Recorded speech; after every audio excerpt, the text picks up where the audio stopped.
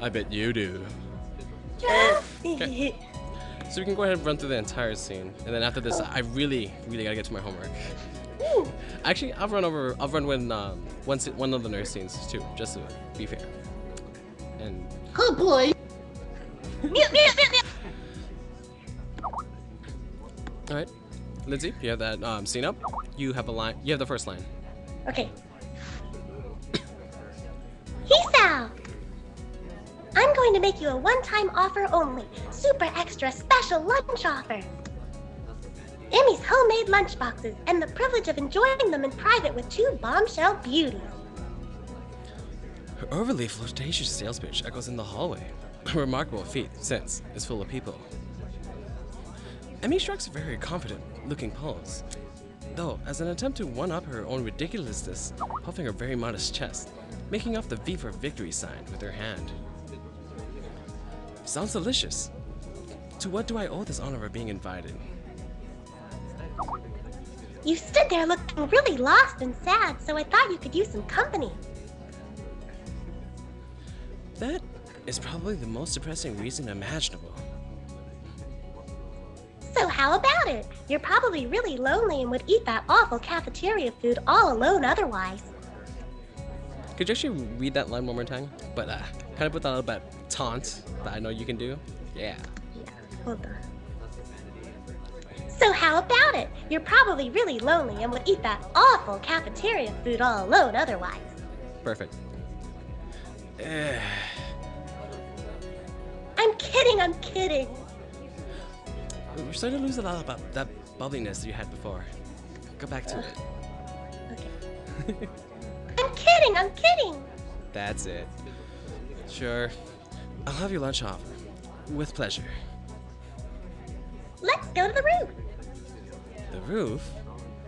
Why the roof?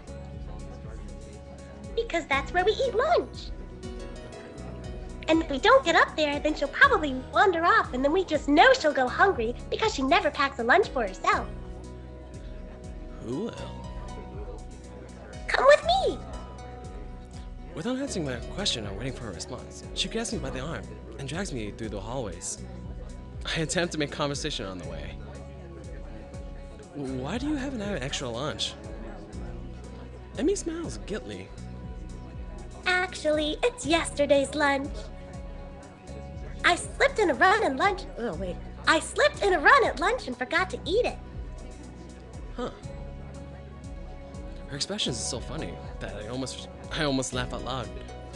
Emi giggles to herself or something or other, or maybe for no reason at all. I like the sound of it. Emi's sunny, energetic disposition alleviates the constricting feeling in the back of my head from the fight with Shizune and Misha. I let that issue slide out of my mind and smile for the first time today. The stairway to the roof is a little dilapidated, but it's clearly been used recently. At the top of At the top of the stairs is a door, complete with missing padlock. I wonder who the intrepid individual who was that removed the lock. Emi shoves the door open and steps beaming into the sunlight. Suddenly, a tall dark stranger appears out of nowhere, standing imposingly in front of us. Emi flinches back, almost falling back down the stairs. Eek! Hello. Yikes, you scared me, Rin! Wait, isn't she? Hello. Noticing that Rin is speaking to me, Emi looks curiously at me. You two know each other? I look confusedly at Emi. She's that friend of yours? Rin has turned her gaze towards the clouds drifting above the school. I didn't know you knew this person, Emi. The awkward silence lasts only for a few seconds, until Emi lets out a tiny giggle, shrugging the coincidence off. I invited Hisao for lunch. If you know him, that's just better. Could you try Hisao? Oh. I invited Hisao for lunch. If you know him, that's just better. Thank you. That's my... Oh, sorry, just trying to get over your Emi voice. It's so good. Oh, does this mean I don't get food? Or did you invite him for lunch without the lunch? Neither. I have food for 3. Nice thinking. They walk to the other end of the roof while I stay in the clock tower for a while, taking in the atmosphere. There's nobody else here but us. I guess the roof is not as popular as it is in other schools. A few rundown benches and tables are scattered around the edges, perhaps in an attempt to make the rooftop look less desolate. The small pebbles covering the roof rattle beneath our feet. I peek through the chain link fence and take a look at the school grounds and beyond. Students are strolling in pairs and groups around the quadrangle and the cafeteria. A few delivery trucks are driving past the school towards a convenience store nearby. Somewhere, a watchdog barks at a passerby. Somehow, when I look towards the town center, the small town strikes me very strongly, almost palpably. The hectic lifestyle of big metropolises seems so far away and foreign here. Nobody has to run and catch a bus like their life depended on it, or get their senses overloaded by the neon lights and traffic jams. 1 second, I need to put myself on do not disturb. I feel surprisingly optimistic about this new life of mine, looking at my new hometown, even if it's going to be mine for only one short year. Finding about my illness and having to move away from home all came so suddenly. I hadn't had time to think about how I feel about it. When I step out of the window of the clock tower to the open, I feel warmth touching my back. The sun shines in a perfectly clear cerulean sky. A cool breeze sweeping over the rooftop makes me shiver, but only briefly. The wind carries the scent of trees and flowers, not smog and car exhaust like it used to, just a few weeks ago. Emi settles on a bench with Rin in tow, and produces 1 big and 2 small lunch boxes from her bag. Come on, Rehearsal. What are you waiting for? She's beckoning me to join them, making room on the already small bench. I see myself on the corner of the bench to take as little space as possible. It's pretty cramped, but somehow all 3 of us fit on it. Impressive view. Emi suppresses a giggle and places a lunchbox in front of Rin, and hands another lunchbox to me. Here you go. Lunch as promised. Homemade, no less. I'm impressed. Wow, this looks really good.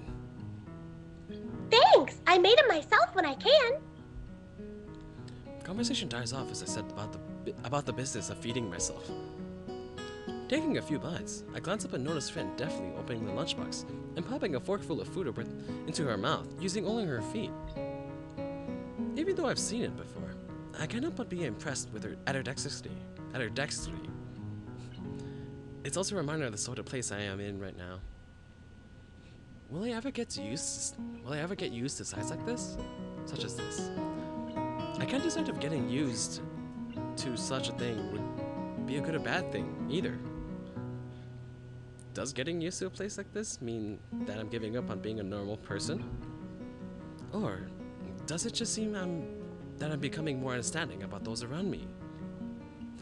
I'm distracted from my thoughts at the sight of Emi tearing into her lunch as if it had insulted her ancestors. You seem pretty hungry. Emi looks up, mouth half full, and swallows before nodding. My morning run always works up an appetite. Which is great because then I burn through lunch pretty quickly. Helps me keep my girlish figure. What would happen if you'd lose it? Would you become a man? I very nearly choke on my lunch, trying not to laugh. It's a figure of speech. Does your figure have to run in the mornings too? Do you always talk like this? Talk like what? Like what? I think that answers my question. Never mind. So, I struggle to think of a small talk and settle on the obvious question. How'd you two meet? It seems content to let Emi answer this question. Someone in the housing department thought we'd complement each other well, so we were assigned rooms next to one another. Compliment each other? Like shoes and a suit. Huh? Emi giggles at my confusion. Put us together and we've got our limbs, get it? Ah. So I started helping Rin get ready in the mornings, and that was that. I mean, you can't help someone get dressed every morning and not get along. I see. Rin chooses this moment to interject. I have trouble with shirts. Right. That seems fairly obvious. Really? Kind of? This isn't helping. But at least Emi seems to find the whole thing funny. That, combined with the fact that Rin is generally curious, makes me feel slightly better. And yet, confused. I mean, you've got no arms. So, putting on a shirt seems like one of those things that would be difficult. You know what? I'm just gonna stop talking now. It'll save me a lot of trouble in the long run. Rin nods at what I suspect to be as being a sage manner. I see. The conversation dies as I turn my attention back to my lunch. It's really quite good. Emi finishes her lunch first and takes a contented noise. Ah, that was good. As she busies herself with cleaning up her lunch, Rin speaks up. I'm thirsty. Oh, I almost forgot about that. Sorry. And with a flourish, she reaches into her bag and removes a trio of juice boxes. She tosses one that appears to be cranberry juice, one to Rin that appears to be some kind of strawberry milk, complete with pink color scheme, and keeps a equally pink box of some kind of fruit punch herself. Rin dexterously stabs her straw through the top of her box and begins to drink. I'm once again impressed by how flexible she is, but this time I keep my comment to myself. Somehow, I don't think either Emi or Rin are the sorts of people to think twice about the way they work around their particular disabilities. Rin, especially so. Indeed, she gives off the impression of being entirely aware that she's missing any limbs at all. Whether or not that's a conscious decision or is another matter, I'm honestly not sure. So Hisao, how do you like it up here? Oh, it's quite nice, actually. I like high places, for the view. Thanks for inviting me up here. And for the lunch, too. Emi grins a 1,000-watt grin, pleased by my response, I suppose. No problem. Feel free to eat with us next time too, okay? I won't make you a lunch, but you can bring your own up here. No lunch service? I don't know. Emi looks mocked, offended. Trying to take advantage of my good nature? The nerve. She giggles. Well, if that's your answer, I guess Rin and I will just keep eating lunch all alone. I'm suddenly assaulted by the most heart-rending puppy dog eyes I've ever seen as Emi pouts. Kidding! I was kidding. I'd love to eat lunch up here again. Good location, and the company's okay too. Emi frowns a bit at my declaration of okay, but seems happy enough that I've accepted her invitation. I guess this makes us friends now. Or at least acquaintances. The lunch bell rings, signaling a return downstairs. Rin, you didn't finish your lunch again. I wasn't that hungry. If you don't eat more, you're going to fade away. Rin shrugs, as if this is an acceptable risk. Come on, we'd better get going. The three of us head down the stairs together. Ta-da! That's good. Oh,